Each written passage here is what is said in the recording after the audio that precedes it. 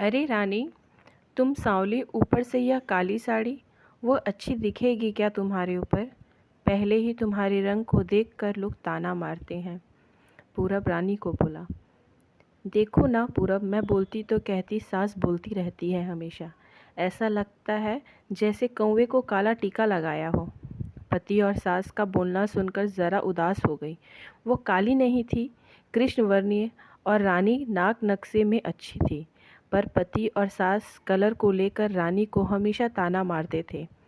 क्या करेगा वो भी, वह गोरा और रानी कृष्णवर्णीय। लोगों का क्या, वो तो नाम रखने में पीएचडी होते हैं।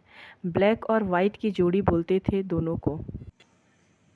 पूरब का मन वैसे साफ था। रानी को अगर कोई कलर को लेकर बोलता तो उसे ज़रा भी अच्छा नहीं लगता था, इसलिए वह भी थोड़ा बहुत बोल देता था ताकि वह जिद ना करे। लेकिन जब वह बोलता था तो उसे इस बात का पछतावा होता था। उसकी माँ घर में हमेशा कड़वाहट रखती थी। आज भी वैसा ही हुआ। घर में उत्सव के माहौल में सुबह जब सास ने रानी के से बात की तो वह थोड़ी घबराई हुई थी।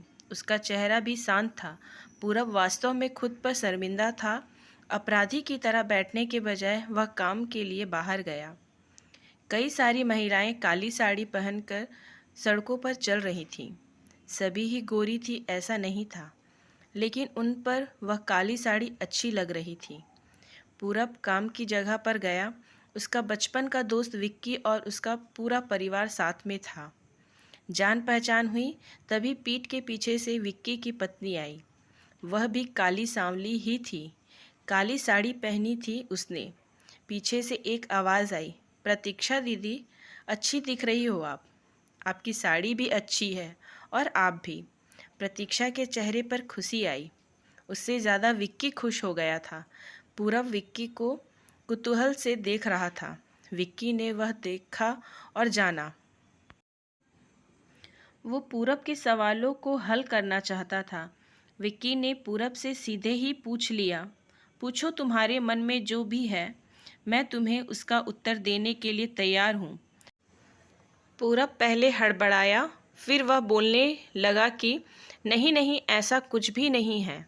विक्की ने पूरब से कहा, तुम मुझे नहीं जानते कि मैं लोगों का मन कितने अच्छे से पढ़ सकता हूँ। तुम तो मेरे बचपन के मित्र हो। तुम्हारे मन की बात भला मुझसे कैसे छुपी रह सकती है। विक्की आगे बोला, चलो ठीक है, तुम्हारा सवाल भी मैं ही बता देता हूँ। तुम यही सोच रहे हो ना कि मेरी पत्नी जो रंग से काली है और आज उसने काली साड़ी पहन रखी है, फिर भी वह और मैं इतना खुश कैसे? पूरब सब कुछ शांति से सुन रहा था और कुछ भी बोल नहीं पा रहा था। विक्की बोला, काला रंग ऐसा रंग है जिसमें दुनिया का कोई भी रंग मिला दे वह कभी नहीं बदलता, यानी कि किसी और रंग की संगत में वह अपना अस्तित्व कभी नहीं छोड़ता। इस प्रकार प्रतीक्षा भी दिल से एकदम उस कलर के जैसी है, कभी भी रंगीन ना होने वाली लड़की है। वह अपने मर्जी से जिए, यही मुझे लगता है। मैं उसे खुश देखना चाहता हूँ। लोगों का क्या है, वह तो बैठे ही हैं बुरा भला बोलने के लिए। गोरी औरत रही तो छिपकली बोलते हैं, काली होती है तो चूहा या कौवा बोलते हैं। क्या क्या नहीं बोलते लोग। ताना मारने वाले मारते रहें, हमें हमेशा खुश रहना चाहिए। वही मैं अब कर रहा हूँ। वो सुबह मुझे बोली, मैं कैसी दिख रही हूँ? अच्छी लग रही हो। तुम ऐसा बोलने पर उसके चेहरे पर वह कॉलगेट स्माइल देखकर मुझे सकारात्मक ऊर्जा मिली। घर से बाहर निकले तो सभी बोलने लगे कि अच्छी लग रही हो भाभी। हम दोनों ने अच्छे मन से यह बात सोची। कोई ना कोई ताना मारने के लिए बोला ही होगा ना, उस वजह से जीने की दिशा क्यों बदले। पूरब को उसके घर का सुबह का माहौल याद आया। वह खुद पर ही चिढ़ गया। उसे लगा वो सचमुच में गलत था। मैं ही रानी को दुख देता हूँ, उस वजह से सब उसे बोलते हैं। अब मुझे ही अपनी भूल सुधार कर उसे माफ़ी मांगने होगी। उसने हंसते हुए विक्की को अलविदा कहा। अपना काम निपटा कर वह एक साड़ी की दुकान पर गया। रानी के लिए उसने काले रंग की साड़ी ली और घर गया। घर जाने के बाद रानी शांत बैठी थी। उसने रानी को आवाज़ दी और साड़ी उसके हाथों में दे दी। रानी को ज़रा अलग ही लगा। उसने प्रश्नार्थक नज़रों से पूरब की ओर देखा। उसने बॉक्स खोल कर देखा तो काले रंग की साड़ी थी।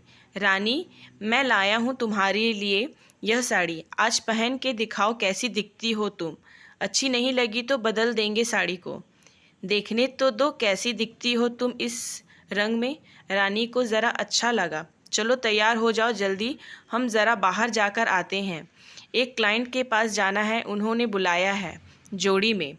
पूरब का बोलना सुनकर रानी तैयार हो गई। काली साड़ी, उस पर हल्का सा मेकअप और लंबे बालों की चोटी। पूरब भी क्या, पूरब की माँ भी रानी को देखते ही रह गई। पूरब बोला, रानी सॉरी। हाँ, अरे लोगों की बातों में आकर मैं तुम्हें हमेशा बोलता रहा और खरा सौंदर्य किसमें है यह मैं भूल गया था। रंग दो ही हैं, यह जानकर फिर जीना छोड़ दें क्या? अपनी खुद की पसंद छोड़ दें क्या? तुम्हें काली रंग की साड़ी पहनना बहुत अच्छा लगता था ना, पर मैं हमेशा तुम्हें टोकता रहा। अब मुझे समझ में आया, किसी भी रंग में रंगते वक्त मन साफ हो तो खूबसूरती निखरती है। तुम चाहती हो वैसे ही जियो, मैं कभी भी तुम्हें नहीं बोलूँगा। और हाँ, सचमुच सुंदर दिखती हो तुम। तुम्हारे रंग पर अच्छा खिलता है यह काला रंग। रानी के चेहरे की लाली और भी ज़्यादा बढ़ गई थी यह बात सुनकर। शर्मा कर वह पूरब को बोली, क्या आप भी? पूरब ने रानी का मुस्कुराता हुआ चेहरा देखा और उसके बदले हुए विचारों से पूरब खुश हुआ। मन ही मन में पूरब ने विक्की को धन्यवाद किया, क्योंकि वह परिवर्तन विक्की के शब्दों द्वारा हुआ था। खूबसूरत दिखने के लिए खूबसूरत दिखना ज़रूरी नहीं है, बल्कि खूबसूरत सोच होना ज़रूरी है। इंसान का अगर मन सुंदर है तो इससे कोई फ़र्क नहीं पड़ता कि वह किस रंग का है।